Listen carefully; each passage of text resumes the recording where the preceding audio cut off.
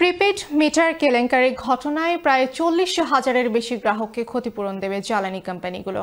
এতে করে একজন গ্রাহক 1,000 পাউন্ড পর্যন্ত ক্ষতিপূরণ পেতে পারে। এছাড়া অনেকের বকেয়া বিলও মওকুফ করা হতে পারে। জোরপূর্বক প্রিপেড মিটার বসানোর বিষয়ে রেগুলেটরি বডি অফজেমের তদন্তের পর প্রায় 73 মিলিয়ন পাউন্ড ক্ষতিপূরণ দিতে রাজি হলো জ্বালানি কোম্পানিগুলো। বিস্তারিত ডেস্ক রিপোর্টে। বকেয়া আদায়ে ডেপ্ট কোম্পানিগুলো এভাবে বিভিন্ন বাড়িতে চাপ সৃষ্টি করেছিল।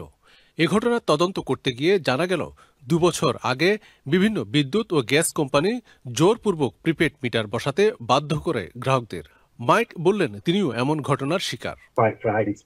বিবিসিকে জানিয়েছেন তার অবর্তমানে জ্বালানি সরবরাহকারী কোম্পানি তার বাড়িতে প্রবেশ করে।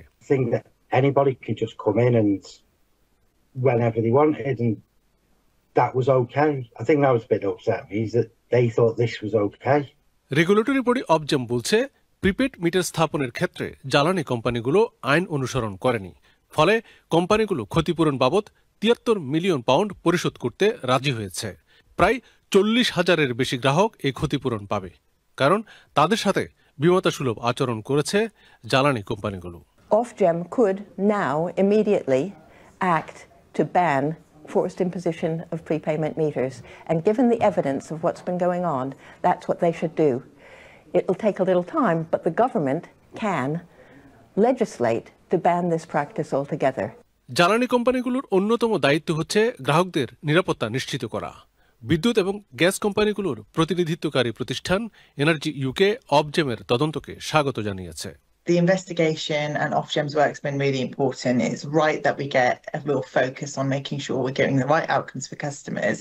What I do think we need to think about is prepayment meters and being able to use them where they are right, where they are practical, and where they suit the customer. So I'm hoping that we can start moving on to making sure that we're properly safeguarding customers and making sure where it is a really useful tool, we are able to use it. Energy secretary এড মিলিবেন্ট বলেছেন, জোরপূর্বক prepaid metre স্থাপন করার ঘটনা চরম অপরাধের শামিল।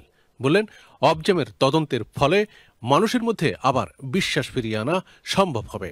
এর মধ্য দিয়ে অনৈতিক বাণিজ্য নীতিরও অবসান হবে। Milton Rahman, channel S news desk.